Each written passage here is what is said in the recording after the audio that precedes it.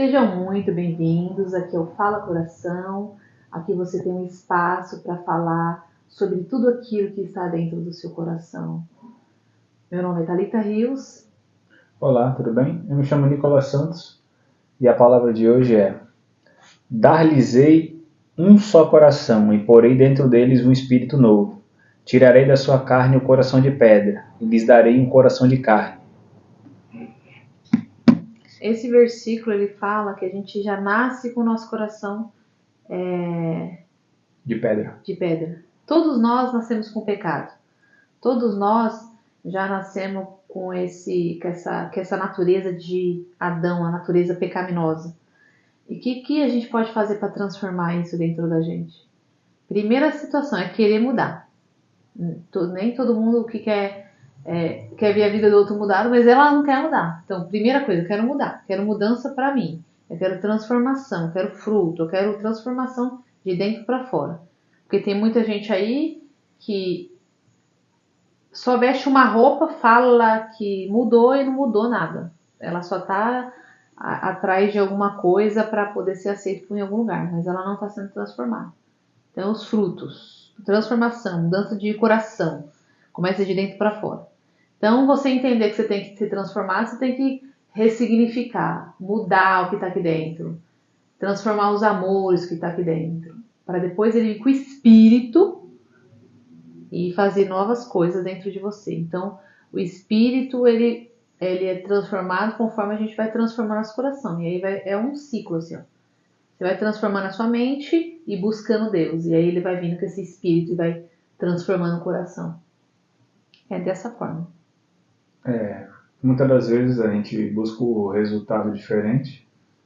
E o que é trazer um coração de carne novamente, né? A gente começar a enxergar a nossa situação atual, né? Você procurar entender como é que está a sua vida sentimental, como é que está a sua vida conjugal, a criação de seus filhos, a sua vida financeira. Ali está uma etapa de ressignificação, porque muitas das crenças que nós temos, nós levamos para a nossa vida adulta, foi feita na infância. São traumas da infância.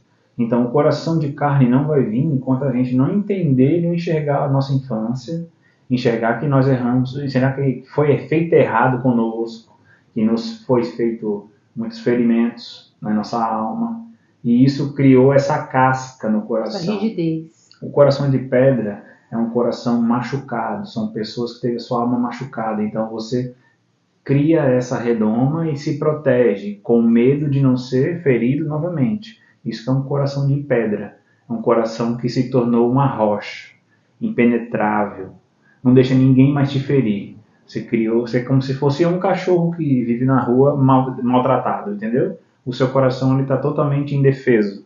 Então você cria essa casca para não ser machucado novamente. As camadas, isso aí se chama camada de defesa. Quanto mais o outro me fere, mais eu crio camada de defesa para o outro não chegar perto de mim. E aí a gente começa a criar camadas de defesa. Por isso que tem muitas pessoas que tá na igreja e não conseguem sentir o amor de Deus. Não conseguem sentir o amor de Deus porque elas têm essas camadas de defesa, essas feridas não curadas, que faz com que eu enxergue Deus de uma maneira distorcida, que eu enxergue o outro de uma maneira distorcida, por causa das camadas de defesa. Então a gente tem que fazer o quê? Primeira coisa, é tentar se desarmar. Permitir que alguém te ajude, por isso que é tudo permissão. Vou permitir com que o outro chegue perto, é que nem um cachorro chutado.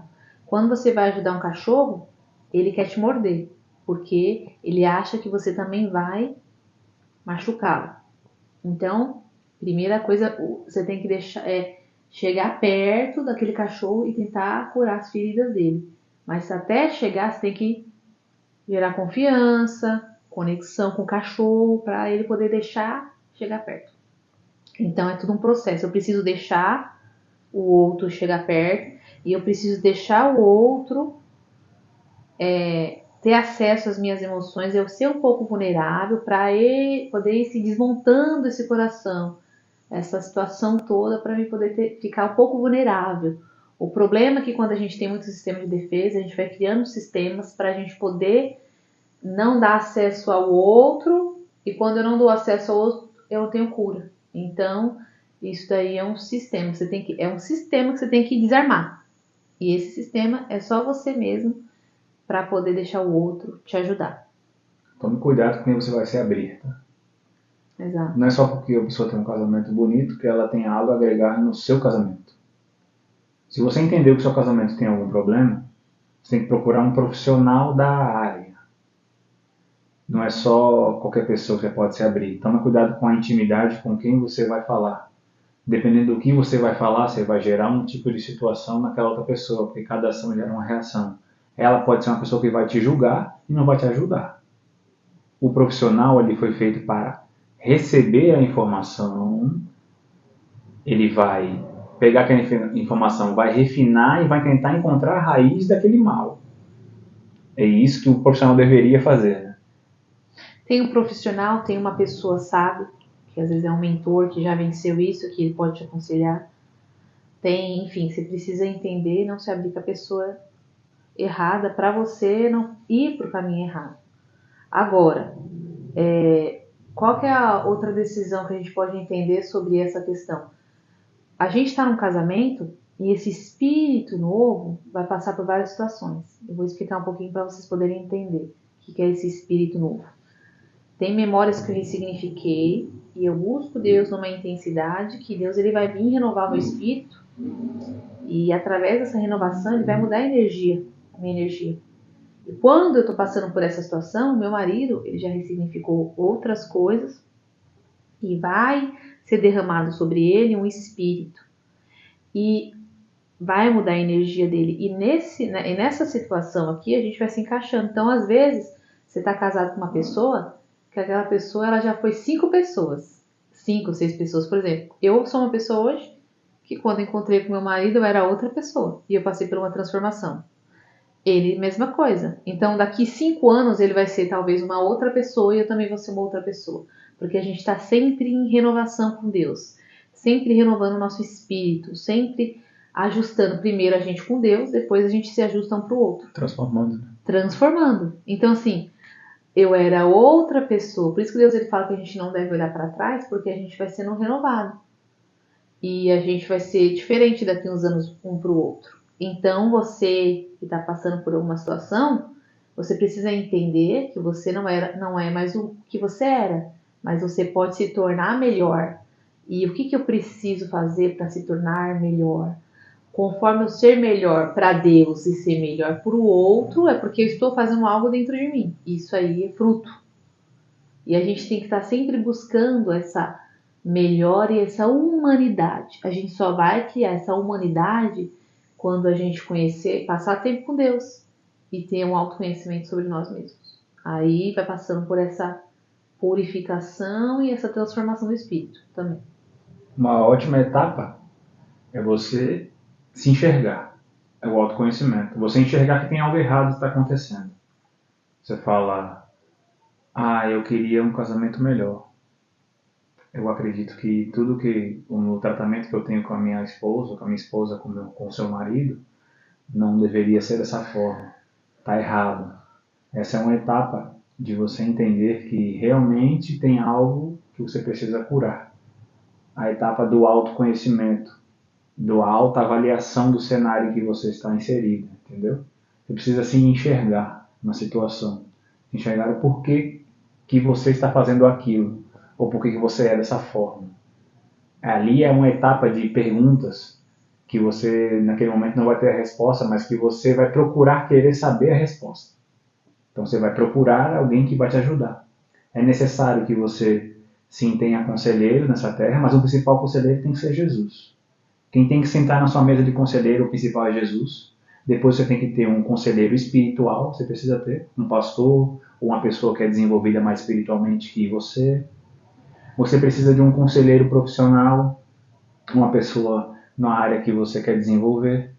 E você precisa se enxergar em todas as situações e se procurar entender o porquê que você está vivendo aquilo. Por que está vivendo esse algo tão ruim? Por que sua vida conjugal não anda? Por que sua vida sentimental não anda? Por que sua vida financeira não anda? Por que você é dessa forma? Por que você pensa desse jeito? Por que você acredita nisso?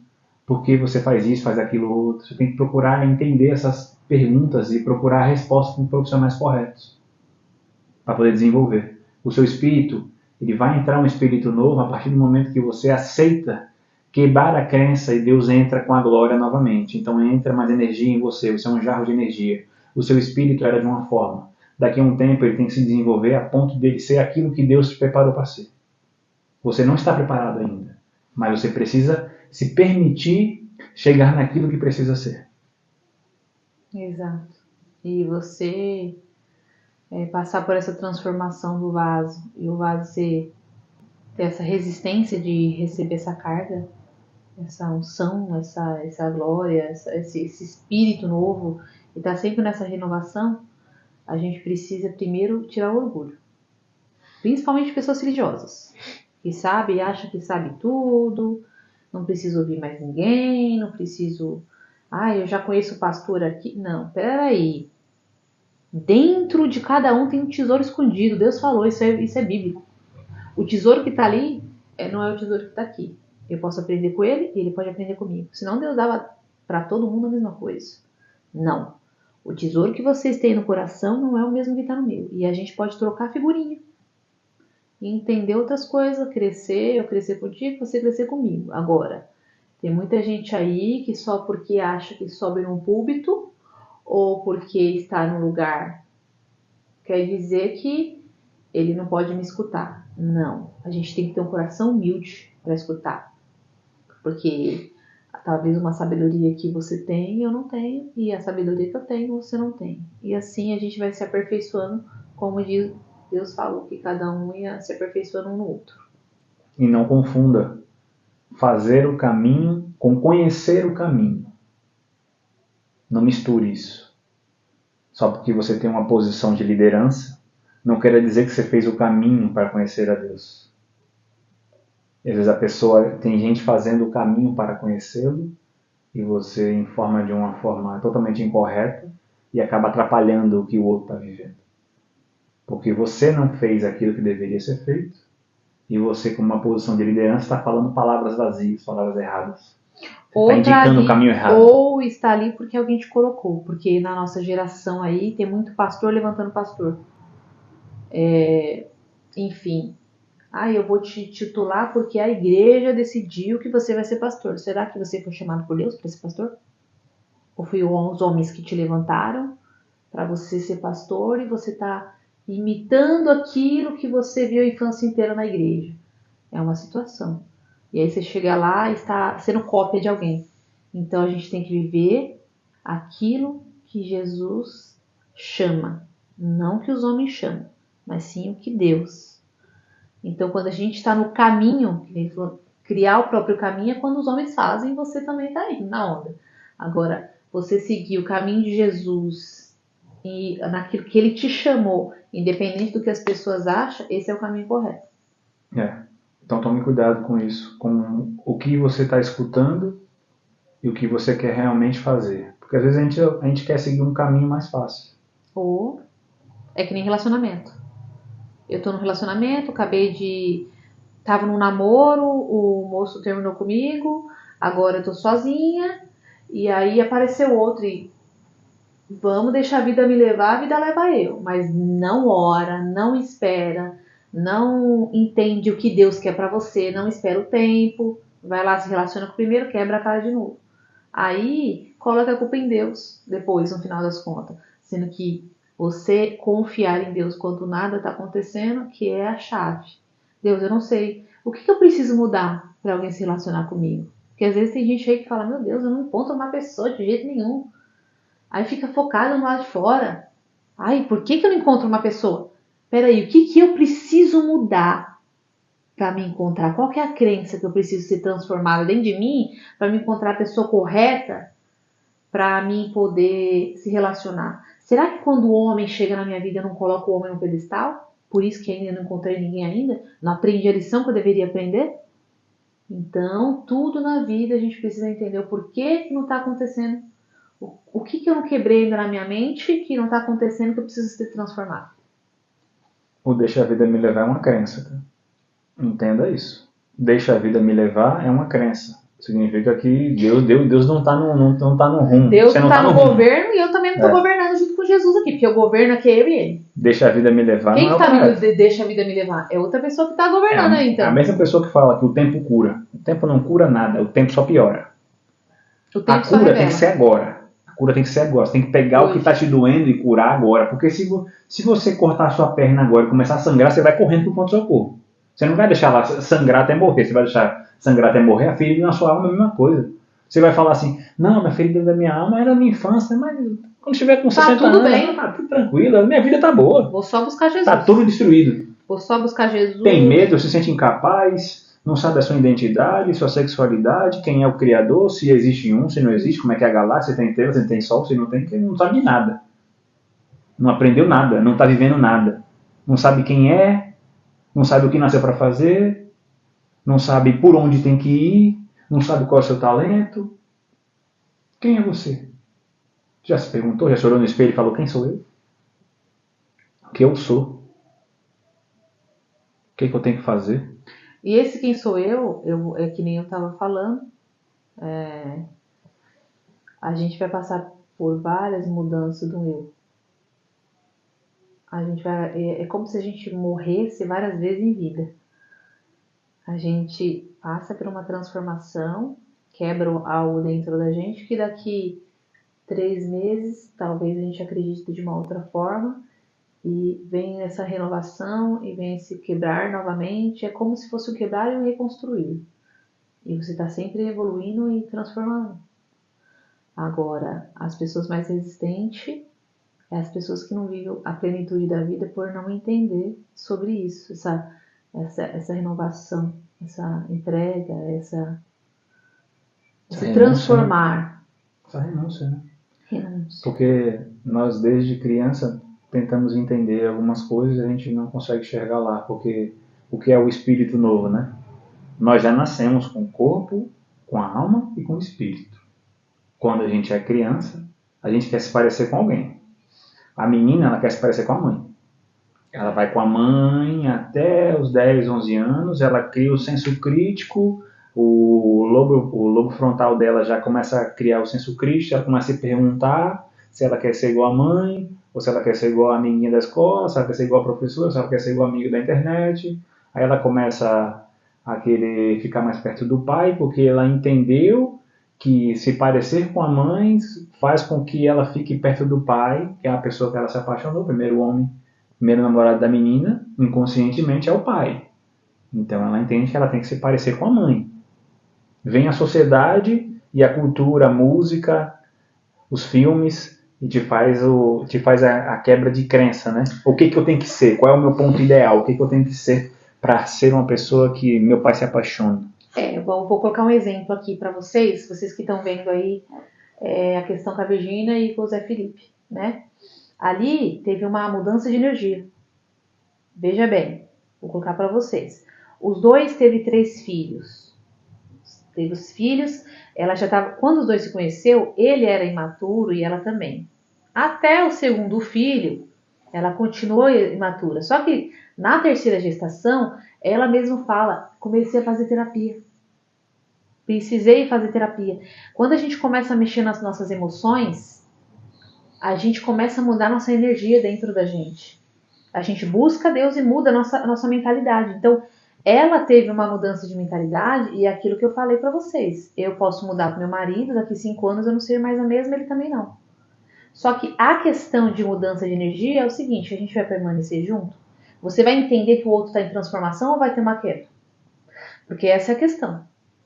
A questão que eu posso amadurecer mais rápido que meu marido, por causa da resiliência que a mulher ela já vem com essa resiliência, mas será que eu vou ter paciência para ele ser transformado no tempo dele? Então tem toda essa questão, porque se eu continuar me transformando e vou ser reflexo, ou é aquilo, ou eu divido, ou eu permaneço. O permanecer que é o doído, por quê? Porque você evoluiu e o outro não evoluiu ainda. O outro está no caminho da evolução e aí tem essa quebra, porque tem um desconforto das duas partes. Tanto da pessoa que já passou o caminho ou da pessoa que está passando. E aí é permanecer nesse caminho, nessa transformação que houve a quebra do Zé Felipe com a Virgínia.